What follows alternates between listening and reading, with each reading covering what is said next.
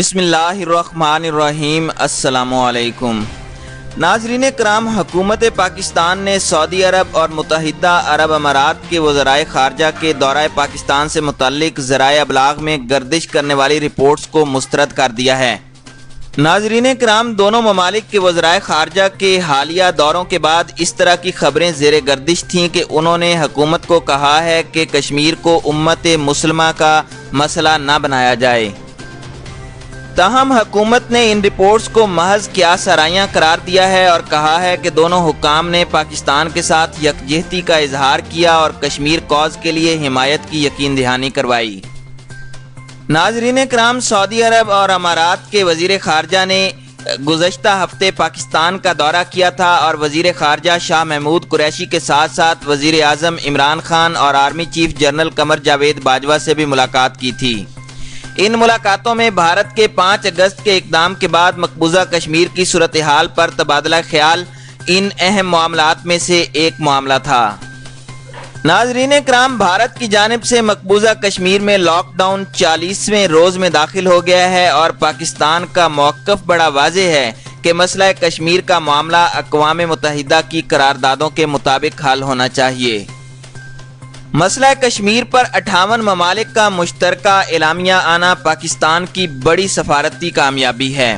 کشمیر میں مواصلاتی ذرائع پر مکمل پابندی عائد ہے۔ انسانی حقوق کے کمیشن کے اجلاس میں بھارت سے مقبوضہ کشمیر میں کرفیو کے خاتمے، کشمیری قیادت کی رہائی، میڈیا اور عالمی برادری کو کشمیر تک رسائی کے مطالبات کیے گئے ہیں۔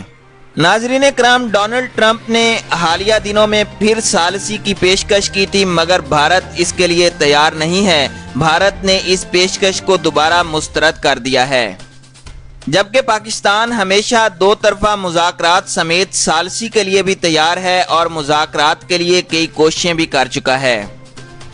پاکستان کا ماننا ہے کہ ہر مسئلہ مذاکرات کے ذریعے حل ہو سکتا ہے۔ ناظرین کرام، جموں اینڈ کشمیر کی جد و جہد ایک عمل ہے، یہ کوئی ایونٹ نہیں ہے۔ یہ عمل جاری ہے اور یہ آگے بڑھتا چلا جائے گا۔ ناظرین کرام، وزیر اعظم عمران خان نے کشمیر تنازعہ کو اقوام متحدہ کی قراردادوں اور بین الاقوامی قوانین کی روشنی میں حل کرنے کے مطالبے کی حمایت کرنے پر یورپین یونین اور 58 ممالک کی تعریف کی ہے۔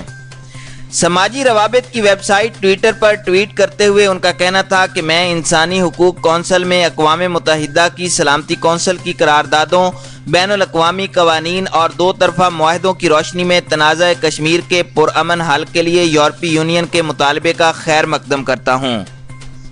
ناظرین کرام، پاکستان نے رواں ہفتے کے آغاز میں مقبوضہ کشمیر کے حوالے سے اقوام متحدہ کی نئی رپورٹ کا خیر مقدم کیا تھا، جس میں مسلسل دوسرے سال وادی کشمیر میں مسلط بھارتی فوجیوں کے ہاتھوں انسانی حقوق کی خلاف ورزیوں اور بدسلوکیوں کی تحقیق کے لیے کمیشن تشکیل دینے کا مطالبہ کیا گیا تھا۔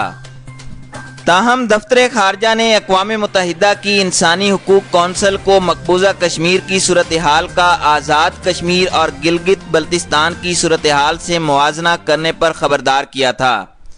اس سے قبل وزیر اعظم عمران خان نے مقبوضہ کشمیر میں جاری بدسلوکیوں کی تحقیقات کے لیے اقوام متحدہ کی انسانی حقوق کونسل سے فوری طور پر کمیشن قائم کرنے کا مطالبہ کیا تھا۔ انہوں نے بین الاقوامی برادری، عالمی رہنماؤں اور اقوام متحدہ کے عہدیداروں کے بڑھتے ہوئے خدشات اور بھارت سے ہمالیائی خطے میں 6 ہفتوں سے جاری محاصرہ ختم کرنے کے مطالبات کا خیر مقدم کیا تھا۔ ناظرین کرام، سرکاری اعداد و شمار کے مطابق مقبوضہ کشمیر کی خصوصی حیثیت کے خاتمے کے بعد سے اب تک 4000 افراد کو حراست میں لیا جا چکا ہے۔ یہ تعداد وادی میں جاری کریک ڈاؤن کی سنگین صورتحال کا منہ بولتا ثبوت ہے۔ یاد رہے کہ بھارتی حکومت نے 5 اگست کے اقدام کے بعد ممکنہ احتجاج کے پیش نظر مقبوضہ وادی میں نہ صرف انٹرنیٹ اور موبائل فون سروس منقطع کر دی تھی بلکہ بہت سے علاقوں میں کرفیو کی طرز پر پابندیاں عائد کر دی تھیں۔ برطانوی خبر رساں ایجنسی رائٹرز کی رپورٹ میں بتایا گیا ہے کہ بھارتی حکومت نے 6 ستمبر کو اعداد و شمار جاری کیے تھے جن کے مطابق 3800 افراد کو حراست میں لیا گیا تھا، تاہم اس میں سے 2600 افراد رہا کیے جا چکے ہیں۔ ناظرین کرام، مذکورہ تفصیلات کے سلسلے میں موقف لینے کے لیے جموں کشمیر پولیس اور بھارتی وزارت داخلہ دونوں سے رابطہ کیا گیا، لیکن دونوں نے کسی بھی قسم کے تبصرے سے انکار کیا۔ دوسری جانب یہ واضح نہیں کہ زیادہ تر افراد کو کن وجوہات کی بنا پر حراست میں لیا گیا۔ البتہ ایک بھارتی عہدیدار کا کہنا تھا کہ کچھ کو پبلک سیفٹی ایکٹ کے تحت گرفتار کیا گیا۔ پبلک سیفٹی ایکٹ بھارت کے زیر تسلط کشمیر میں نافذ ایسا قانون ہے جس کے تحت بغیر کسی الزام کے کسی بھی شخص کو 2 سال تک قید رکھا جا سکتا ہے۔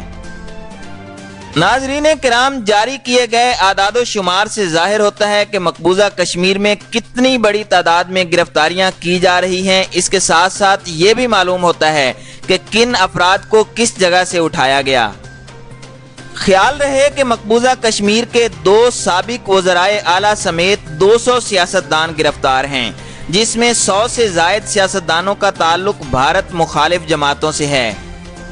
ناظرین کرام، ان 3000 سے زائد گرفتار افراد کو پتھراؤ کرنے اور دیگر شر پسندانہ کارروائیوں میں ملوث قرار دیا گیا، جبکہ اتوار کے روز 85 گرفتار افراد کو بھارت کی شمالی ریاست آگرہ کی جیل میں منتقل کیا گیا۔ اس حوالے سے انسانی حقوق کی تنظیم ایمنسٹی انٹرنیشنل کا کہنا تھا کہ یہ کریک ڈاؤن مقبوضہ وادی کی حالیہ تاریخ کی واضح اور بے مثال کارروائی ہے اور ان گرفتاریوں سے بڑے پیمانے پر خوف و ہراس پھیلا ہے۔ مقبوضہ وادی کے 13 پولیس اسٹیشن سے مرتب کردہ اعداد و شمار کے مطابق صرف سری نگر میں قریباً 1000 افراد کو گرفتار کیا گیا ہے۔ ناظرین کرام، ان زیر حراست افراد میں 80 سے زائد افراد کا تعلق پیپلز ڈیموکریٹ پارٹی سے ہے، جو وادی میں بھارتیہ جنتا پارٹی کی سابق اتحادی تھی۔ اسی طرح تقریباً 70 گرفتار افراد کا تعلق نیشنل کانفرنس سے ہے، جو دہائیوں سے مقبوضہ وادی کی سیاست پر چھائی ہوئی ہے، اور 1 درجن سے زائد افراد بھارت کی مرکزی اپوزیشن جماعت کانگریس پارٹی سے تعلق رکھتے ہیں۔